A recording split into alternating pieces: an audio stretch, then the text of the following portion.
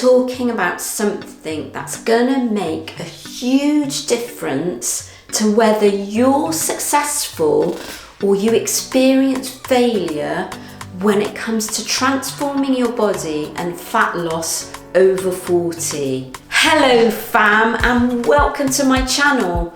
My name's Melissa Neal, and this channel is all about helping you, if you're a woman over 40 or like me, over 50, get in amazing shape. And one of the keys to your success, and I can tell you, I'm so passionate about this, that this stuff really works, is whether you meal prep. Women who meal prep succeed in this, or if you turn it the other way round, if you fail to prepare, you gotta prepare yourself for failure. It's absolutely true, and everyone that I know is successful at this. One of the key things that they all do is they meal prep, because what that's going to do is it's going to help you stay on track with food. And if you don't plan your day out or have your food prepared in advance, it's going to be really difficult to stay on track with food. And I've done tons of videos on kind of what to eat, how to get your protein in, what your macros should be. So do take a look if you want the information on that. But this video is about meal prep, and I'm going to show you now what I typically do for meal prep. I'm going to take you through really simple meal prep, and that's the first thing to say. If you overcomplicate it and you try to make all these fancy dishes, it's just going to make things too difficult and you'll end up falling off track. So you want to make it as easy as possible. I've taken this saying from Atomic Habits. James Clear says, make it easy for yourself. When you're going on a health journey, that's the first step. So I'm going to just show you exactly what I'm going to do. And it's actually not a massive amount of cooking. So you can see here, I've got these containers, and that's the kind of first thing that you want, is you want some sort of decent meal prep containers. Now these are glass. Obviously if you're going out to work, you probably want to take plastic containers. And what I've got here is, I've got a sheet pan of veggies that I've spent literally 10 minutes roasting in the oven with some spices. I've just put like a peri rub on there, but whatever spices you like. I already cooked this rice. Now I actually had that in the freezer, which is another trick that I would say to do, is kind of make things up in advance and actually freeze some of that, because rice, you don't want to do that more than 3 or 4 days ahead in the fridge. I've got some tofu there that I don't have to cook. I've got some cooked ground beef that I've just cooked in spices there. You know, it takes 5 minutes to cook that, literally. It's so easy. And there's a little bit of cooked chicken, kind of jerk chicken, that's already cooked. So I'm going to just make some meals with those 3 as my protein source. But you know, you probably want one. I'm just, you know, it's just showing you can have the different types of protein sources. You could also have fish. You could have like canned tuna or something like that. So I've also, these eggs I've just cooked. So all I've done is put them in muffin trays and bake them in the oven. They actually have a very tiny amount of feta cheese, some spinach, and some spring onion in there. So they're kind of frittatas really. So what I'm going to do is I'm going to start off with one of my glass jars, put them on the scale, and I'm going to press the scale 0. I always weigh in grams, which I would highly recommend. And I'm just going to start weighing things out. So I'm going to take my rice and I'm going to weigh out my rice now. I'm going 50 grams of rice with the sort of meal plan that I'm currently on, just a small amount of rice.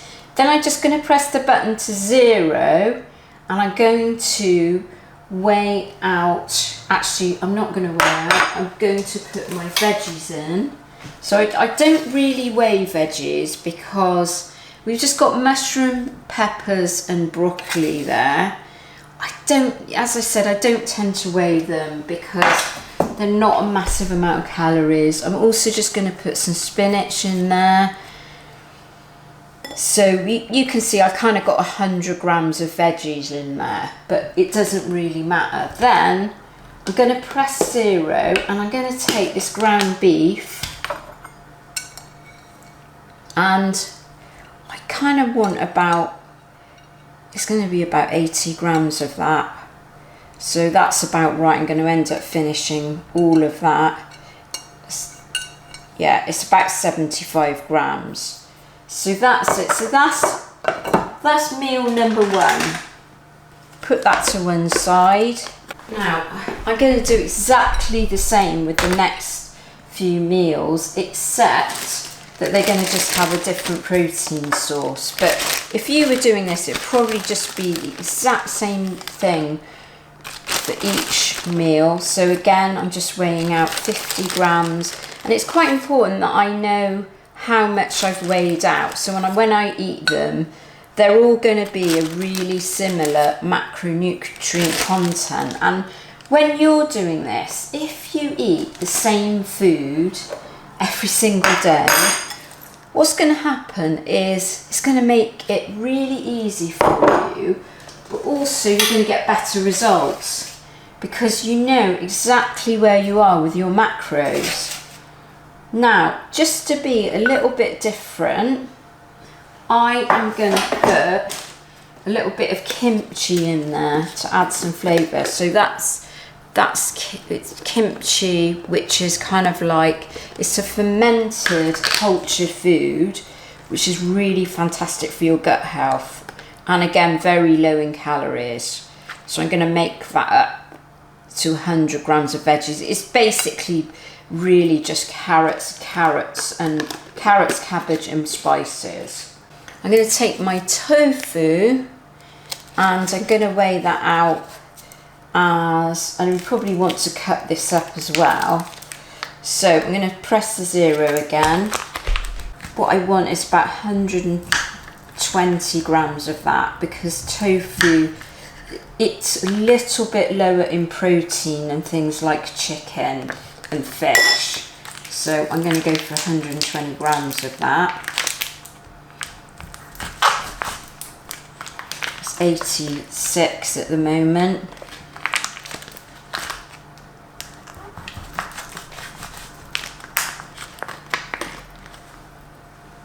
So that's it, it's 125. That's my next meal.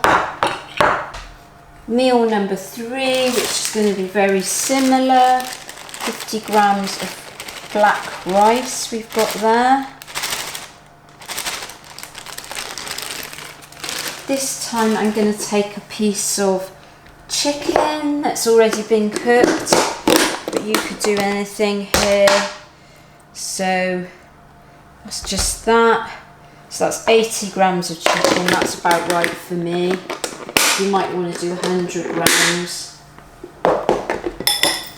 Gonna have a little bit of spinach and some of these veggies here. And I'm not going to put the kimchi with that because kimchi's really fiery hot and that chicken's got jerk on it. So it's just chicken breast there. Now you wouldn't necessarily be doing what I'm doing with the amount of chicken and the amount of rice. It just depends what you've got on your meal plan or how you're tracking your calories and macros. So it's the last one now. Still going to do black rice. It's actually a little bit under, so it's about 40 grams left there. A little bit of spinach and And I'm going to finish off the veggies there.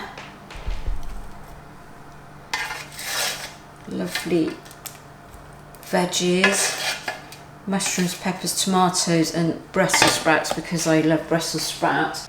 And I'm just going to put some tomatoes in there as well. And then I've got these baked eggs that I've made earlier. I'm just going to put 2 of those in there. And I've got 4 different protein sources. So, but what you could do is just use the same protein source for each one.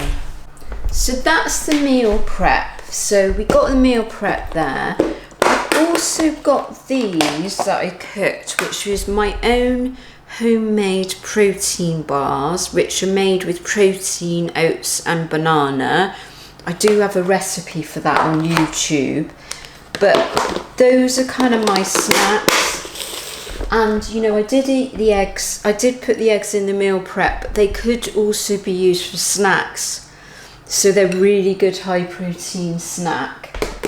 You've seen how I do it there. What you want to do is set yourself 1, probably 2 days a week. And if you go out to work, that's probably typically going to be a Sunday and like a weekday evening where you're going to prep up all your food in advance. I would say one of my hacks is to actually use the freezer. So I showed you there, not only do I prep up enough food to keep in the fridge, I might cook up lots of rice, I might cook up lots of chicken, and some of that I'll stick in the freezer because it's going to last a lot longer, and then I can get it out when I'm doing meal prep again. It's much quicker to cook a bulk of food all in advance than it is to do it bit by bit. So, you know, one of the other benefits of meal prep is it actually saves you time in the long run, and especially if you're cooking for a family.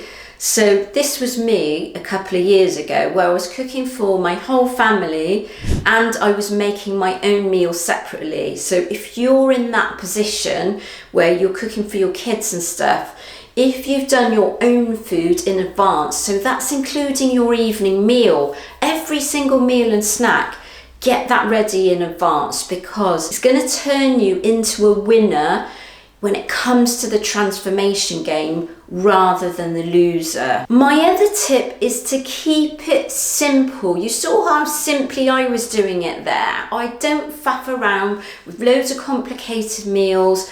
I often eat the same food all the time. The more that you simplify it, the more successful you're going to be. Because if you sort of think to yourself, well, I need to spend hours and hours on meal prep because I'm making it more complicated, more exciting, it's going to fail, because there are some days where you're just not going to have time. If you're going away for the weekend, or maybe you're going out for the whole day, something like that, also prep up your meals in advance. You know, especially if you're going somewhere where they've got a refrigerator, you can take a lot of stuff with you, and that's what I do. So sometimes people say, oh, you can't do it when you're traveling.